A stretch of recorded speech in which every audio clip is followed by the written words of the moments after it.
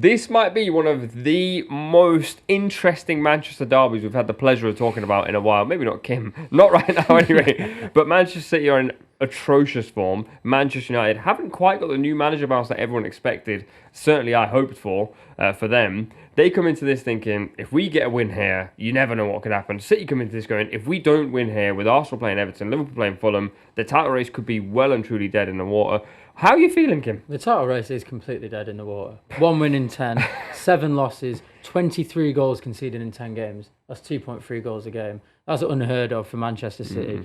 The title race is finished. And I think a lot of people have been looking at who to blame, and there's obviously a huge injury crisis. There's missing Rodri, of course.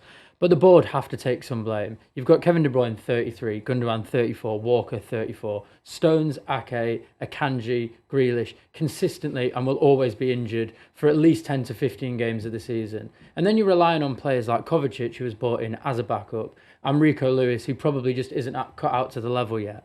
And I think City have rested on their laurels the last 2 transfer windows. I know that City were planning a rebuild in 2025. I think that was clearly a mistake. I think you look at the age of the players, you look at how reliant we are on certain players, and you take into account how injury prone they are and how many games they play.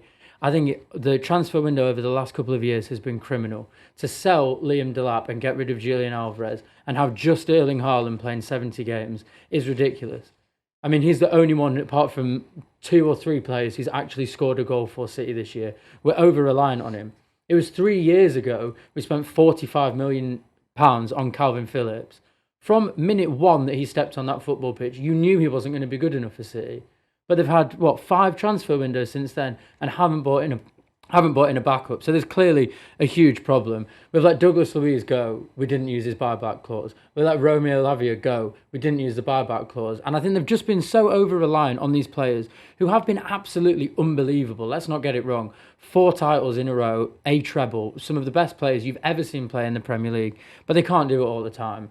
And this season is a season, Pep said it, it's the season to suffer. We are going to suffer. We are suffering now. And the title race is completely done, I'm telling you. Is it Manchester City resting on their laurels? Or do you think, and I'm asking the question here, do you think that what's going on in the background with the Premier League's case has maybe caused Manchester City to just be a little bit more cautious in doing sort of major business? I think potentially. I do think potentially. I think obviously if you've got a court case hanging over you where the potential fine will be enormous, or as some people said, relegation, which will hit the club hugely financially, you're not going to go out and spend like 200, 300 million.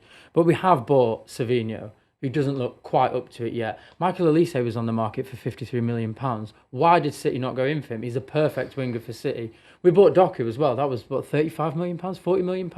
Again, so it's not like we're not spending money. I just don't think we've spent it particularly in the right places. But the 115 charges will have something to do with it. That will play on the board's mind, and that will probably have affected the transfer window over the last couple of years.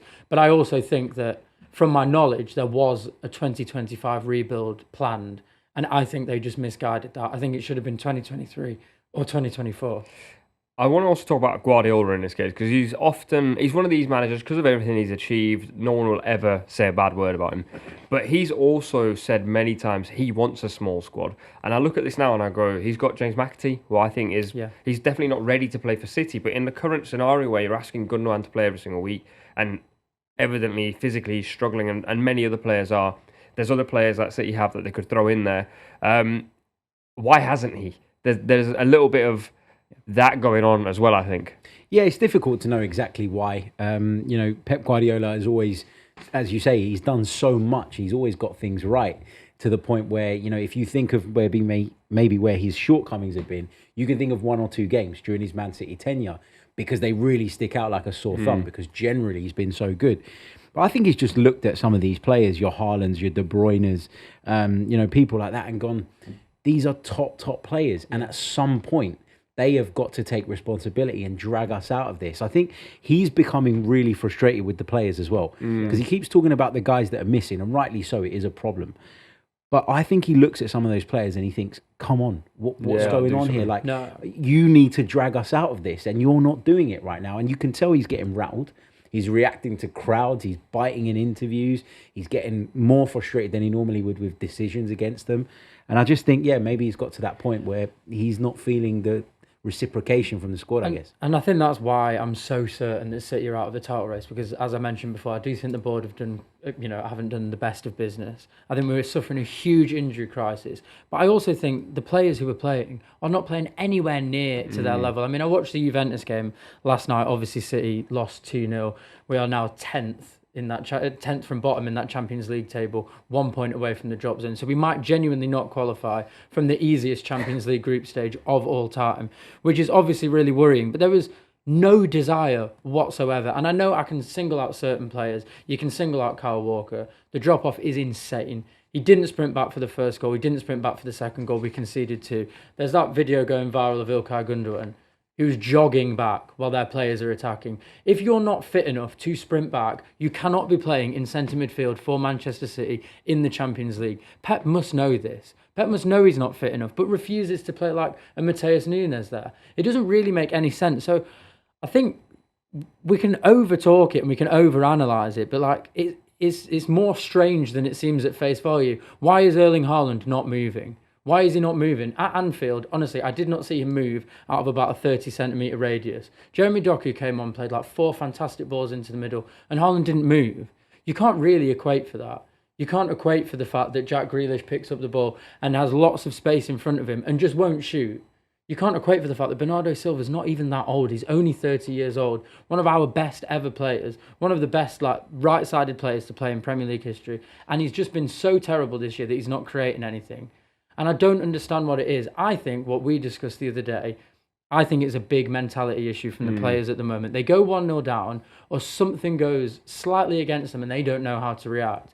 And I guess that kind of makes sense, right? You've got a team who for 4 years have won pretty much every single game. Everything they've set their mind on, they've won. They've broken the record for the most Premier League titles in a row. They've won the treble, which is the highest esteemed thing to win in football. And I just think they don't really know how to react now. And I can't see City getting out of it. I think I would agree with almost everything you said there. I think also it is a case of there is physical shortcomings at the moment, and if your midfield can't run, we spoke about this I think during the Tottenham game, then you're going to have a problem. It's very obviously football's become so tactical, but if your 2-man midfield are getting outrun by the other team's 2-man midfield, you're probably not going to win the football match. And by outrun, I don't mean they're running a couple of kilometres more. They're losing every single duel in there. Manchester United are also in this game, don't worry. Ugarte and Kobe Mainoo. This is so interesting because Manchester United, for such a long time, have said, we need to repair our midfield. And Fernandes is in there as well. This might be one of the first games where they go, our midfield's better than the other team in quite a while. What do they need to do I mean, it's so difficult to say, but what do they need to do to win this game? For me, be brave. I think what's changed in the last couple of months with Manchester City as well is that teams are turning up, looking at them now and thinking, hold on a minute, this lot aren't quite as formidable as they were before. And their approach against them is much bolder. And I think, teams are starting to clock on that defensively Manchester City are all over the place at the minute. And I think Man United need to turn up and be themselves and play on the front foot. Use Rashford's pace. Use the likes of Bruno Fernandes, Xerxes if he's the one that plays. Use Mainoo's passing ability from deep. They need to try it and go and impose themselves. Don't turn up to City thinking, let's go into survival mode. No, that's not the way you play against City right now. You go after them. I think that's what Man United need to do. And imagine, even though City aren't anywhere near their best at the minute, imagine what a morale boost that is for Ruben Amorim at the start of his tenure if they can turn up at City and turn them over. So I think it's really important that they go for it. It kind of reminds me of when Ten Hag beat Liverpool, if you remember, when Sancho scored that goal, I want to say. And it caused an upturn in form. And Liverpool were very similar to City at the time. Liverpool were atrocious, but it still is a big win. Just very quickly, I wanted to very quickly ask you about Juve, because obviously Juve beat City. You're a big Serie A fan. Juve were brave, and they typically haven't been this season. They're much more of a cautious side.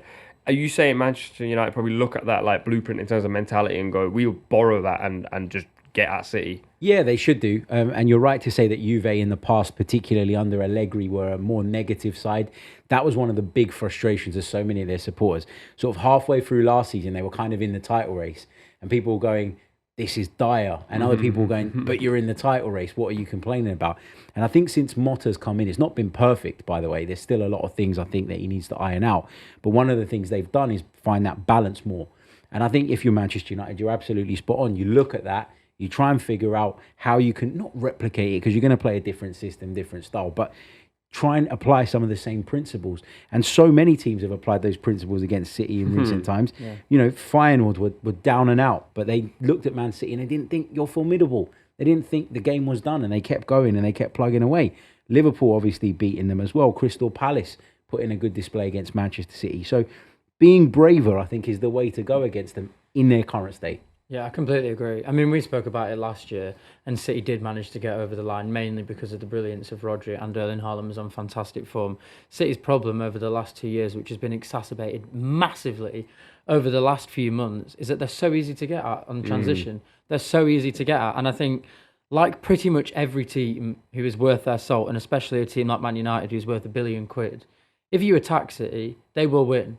If they are brave and they attack City and they play well and their strikers, their forwards link up and their midfield attack City as quick as possible and tries to keep them on the counter, they will win. The game feels made for a Bruno Fernandes. This is a game, Bruno Fernandes, I implore you to play as many Hollywood passes as you want because there's going to be space everywhere. Kim, score predictions. I think we've done probably 3 City games over the last 4 or 5 episodes, and I think you said every single time City are going to lose. Yeah, I can't. I'm a City fan. I can't say United will win a game. It just won't come out of my mouth. I'm going to say 0-0. You know what I'm thinking. But for the purposes of the internet, 0-0. I think it's going to be a goal fest. I really do. I don't think that Ruben Amorim's side know how to sit back with this system. I think his Sporting side at times were able to do that when they needed to, but generally very, very front-footed. And I think City, they can't sit back at the minute because they'll be torn apart. It's just too easy. So I think City are going to edge it. I think this might be the game where they get back on track, but I don't think it'll be a washout. I think 3-2 Manchester City. Can I just say very quickly, I do think that there is a way that City can win this game, but I think Pep Guardiola really needs to be brave. I think the midfield 3 needs to be Kovacic, even if he's not a 100% fitness. It needs to be Jack Grealish and it needs to be Mateus Nunes. They're the only 2 players who have been playing in midfield who actually have the legs, and we need the legs. He cannot go into that game with Ilkay Gundogan and Rico Lewis in the pivot, or we will get absolutely hammered. All right. I think it's going to be 2-2. I don't see a world where City blow United away. I also don't see a world where United don't concede goals because they're too open. The midfield battle is going to be fascinating. But yeah, 2-2 for me.